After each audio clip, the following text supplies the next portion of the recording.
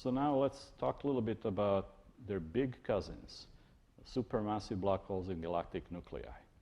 We'll continue talking about them when we talk about quasars, but just to give you some flavor.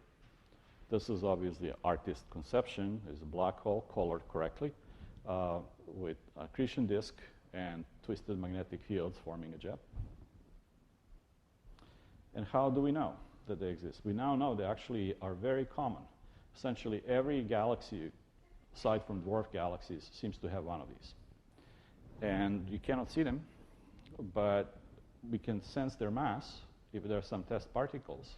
So if you can measure velocities of stars or gas really close to the galactic center, you can measure the gravitational potential in which those particles move. And it looks like this. This is in Andromeda, our nearby spiral galaxy. The top graph is random motions of stars. You can see there is a sudden spike in the middle. And the bottom is the rotation, positive on one side, negative on the other side. And then there is a sudden jump in rotation as you approach the middle, and of course has to cross through zero. So that increase in kinetic energy requires gravitational potential to be compensating for it. And so when you do the math, turns out that you can make this with a combination of galaxy potential in itself, galaxy has a mass, plus a point mass in the middle. Because for all practical purposes, these are point masses. Well, the best studied one is actually in our own Milky Way. And this was done largely at Keck Telescope by Andrea Ghez in collaborators UCLA, but also Reinhard Genzel at Max Planck Institute. The picture is the real picture. It's adaptive optics, near-infrared image of the region smack right in the middle of our galaxy.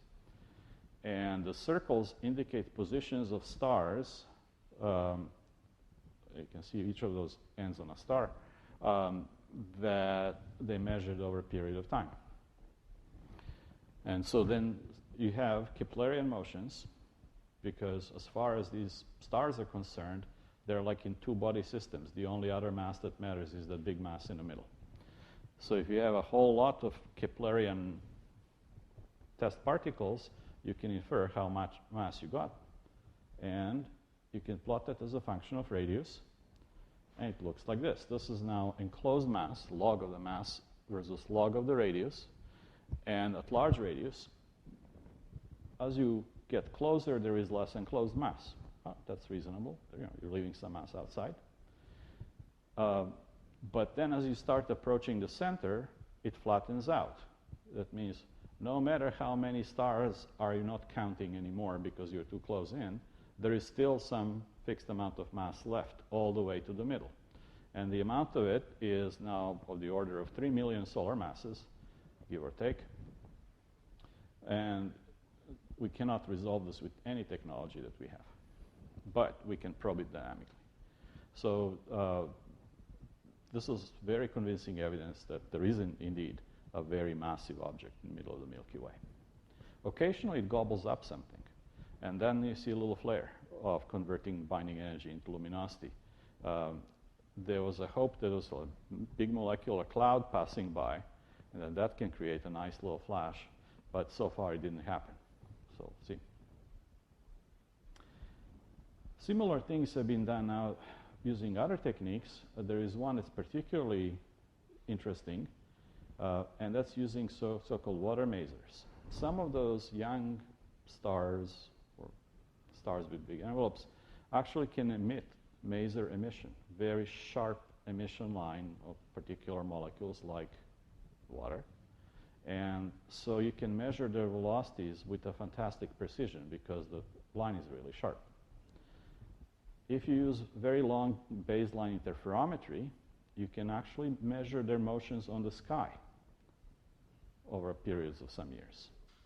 And so that enables you to solve Kepler problem again. So you have test particles moving in a point mass. And sure enough, you infer the masses of the mass of this particular black hole was some tens of millions of solar masses. But now this has been done for many other cases.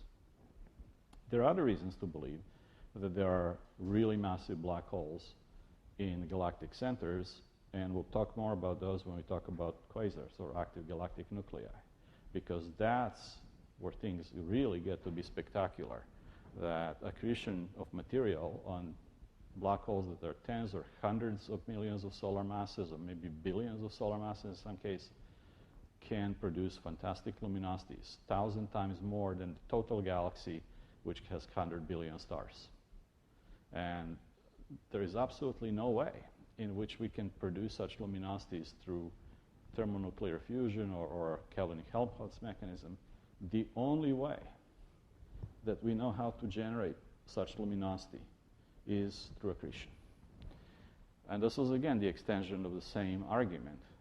Something falls to the bottom of the potential well, converts binding energy into kinetic and then radiation. So in case of galaxies, stuff falls in from kiloparsecs away, comes down to near Schwarzschild radius, not exactly. And that is of the order of 10 microparsecs. So you have of the order of 8, 9 orders of magnitude increase in radius. So that means it essentially doesn't matter where they started from. And if you compute binding energy of material at Schwarzschild radius, turns out to be like the rest mass energy of the stuff. Now, that not all of that gets converted. It really depends where does it land on the accretion disk. But typically of the order of 10% of the rest mass of the stuff that falls in gets converted into luminosity. And 10% is a lot more than 0.1%, which is the maximum efficiency for thermonuclear reactions. So there are essentially two sources of energy in the universe now: thermonuclear burning in stars and accretion onto dense objects. And accretion into dense objects, black holes in particular, is by far more powerful, 100 times more powerful. But it's rare. And so overall, most energy actually is being generated through thermonuclear burning in stars. But when this happens, it gets to be very spectacular.